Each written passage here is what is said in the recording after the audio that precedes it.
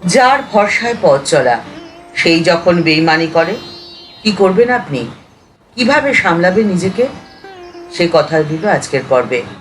নমস্কার বন্ধুরা, প্রেরণা বাংলা মোটিভেশন চ্যানেলের আজকের পর্বে সবার আমন্ত্রণ। আশা করি সকলে ভালো আছেন, সুস্থ আছেন। আপনার সাথে বেইমানি কে করবে তা কিন্তু আগে থেকে আপনি বলতে পারবেন না। হতে পারে সে আপনার নিকট আত্মীয়, বন্ধু বা প্রিয়জন, অথবা হতে পারে সে আপনার প্রতিবেশী। কারণ বেঈমানদের কোনো জাত নেই, কোনো ধর্ম নেই, তাদের একটাই পরিচয়, তারা বেঈমান। আর ঠিক সেই জন্যেই যখন বেঈমানের শিকার হতে হয়, তখন মাথায় যেন আকাশ ভেঙে পড়ে।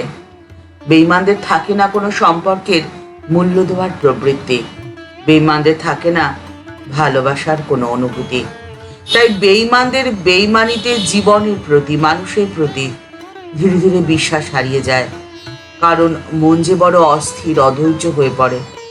আর অস্থির অধৈর্য মন পাঁচটি ভুল করে বসে। প্রথম, হতাশার অন্ধকারে ডুবে যায় তখন। দ্বিতীয়, তারা ক্রোধ নিয়ন্ত্রণ করতে পারে না, তাদের ক্রোধ তখন নিয়ন্ত্রণের বাইরে চলে যায়। তৃতীয়, পরিকল্পনাহীন কাজ করতে ধীরে ধীরে শুরু করে, যার ফলে জীবনে তখন যে কাজই করে সে কাজে সাফল্য আসে না। চতুর্থ, জীবনের লক্ষ্য থেকে তারা সরে আসে, জীবনের লক্ষ্য ভ্রষ্ট হয়ে যায়। আর পঞ্চম, তারা বাস্তব বুদ্ধি হারিয়েই ফেলে, ফলে কোনো স্থির সিদ্ধান্ত তখন তারা আর নিতে পারে না। আর এর ফলেই জীবনের ছন্দপতন ঘটে, যা কাম্য নয়। কিভাবে জীবনকে নিজস্ব ছন্দে, নিজস্ব গতিতে সুষ্ঠুভাবে চালিত করবেন, সেই নির্দেশ বা আদেশ রয়েছে ঠাকুরের অমৃতবাণীতে। ঠাকুর শ্রী রামকৃষ্ণ পরমহংসদেব বলছেন, ঈশ্বরেতে বিদ্যা অবিদ্যা দুই আছে। এই বিদ্যা মায়া ঈশ্বরের দিকে নিয়ে যায়, আর অবিদ্যা মায়া ঈশ্বর থেকে মানুষকে তফাৎ করে দেয়। বিদ্যার খেলা হলো জ্ঞান, ভক্তি, দয়া, বৈরাগ্য।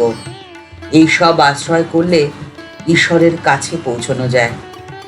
আর এক ধাপ উঠলেই তো ঈশ্বর, ব্রহ্মজ্ঞান। এই অবস্থায় ঠিক মনে হচ্ছে যে ঠিক দেখছি, তিনিই সব হয়েছেন। জীবনে কোনোদিনও আপনি বেইমানের শিকার হবেনই না, যদি আপনি ঠাকুরের আদেশ গ্রহণ করে আপনার জীবনের পথটি আপনি চলতে পারেন। আপনি মানুষের সাথে থাকুন, কিন্তু মানুষকে নিয়ে কখনো থাকবেন না। সকলের সাথে থাকলেও সকলকে গ্রহণ করবেন না কখনো।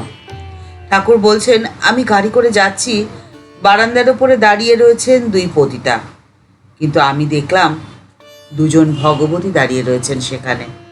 দেখে প্রণাম করলাম। মনের যখন এরকম অবস্থা হলো, তখন আমি মা কালীকে আর পুজো করতে বা ভোগ নিবেদন করতে আর পারতাম না। হলদারি আর হৃদে বললে, খাজাঞ্চি বলেছে বুঝলে, যে ভট্টাচার্য ভোগ দেবে না তো কি করবেন, এখানে তিনি আছেন কি করতে? এরকম কুবাক্য আমার বিরুদ্ধে বললেও আমার কিন্তু খাজাঞ্চির উপরে কোনো রাগই হলো না। ঠাকুর বলছেন, জ্ঞানের অনুশীলন করতে হয়, কিন্তু এই কথাটি সবসময় মনে রাখবে যে জ্ঞান থেকে ধ্যান শ্রেষ্ঠ, আবার ধ্যান থেকে কর্মফল ত্যাগ হয় শ্রেষ্ঠ। কেননা এরকম কর্মফল ত্যাগে শান্তি লাভ হয়, জীবনে শান্তি আসে। গীতায় ভগবান শ্রীকৃষ্ণ বলছেন, আদ্বেষ্টা সর্বভূতানাং মৈত্র করুণৈব চ নির্মম নিরহংকার সমদুঃখ সুখ চ কবি সন্তুষ্ট সততং যোগী ইয়েতাত্মা দৃঢ় নিশ্চয় ময়োর্পিত মনোবুদ্ধির মদ্ভক্ত স মে প্রিয়া।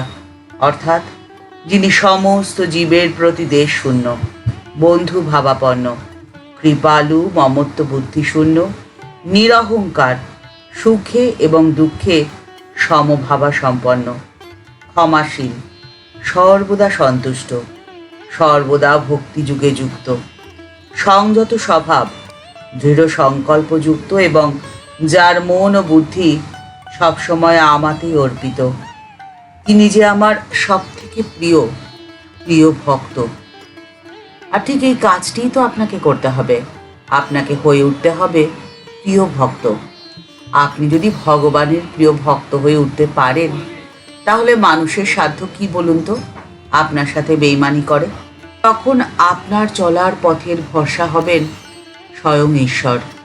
আর ঈশ্বর যার সহায়, তার ক্ষতি করা, তাকে অপমান করা, তার সাথে বেইমানি করা কারো পক্ষেই তো সম্ভব নয়। ঠাকুর মা ও স্বামীজির চরণে প্রণাম জানিয়ে আজকের পর্ব এখানেই শেষ হলো। দেখা হচ্ছে পরের পর্বে।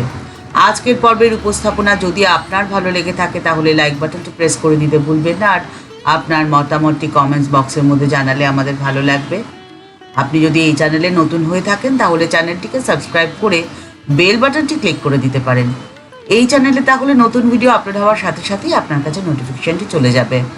আর এই ভিডিওটি আপনার যদি ভালো লেগে থাকে তাহলে তা অনেকের মধ্যে শেয়ার করে দেওয়ার অনুরোধ রইল। এই ভিডিওর নিচে একটি থ্যাঙ্কস আপের বাটন রয়েছে, সেই বাটনটিতে আপনার যেমন ইচ্ছে যেভাবে ইচ্ছে ক্লিক করে আমাদের এই ছোট্ট চ্যানেলকে এগিয়ে যেতে আপনি আমাদের পাশে থাকতে পারেন। দেখা হচ্ছে পরের পর্বে। নমস্কার।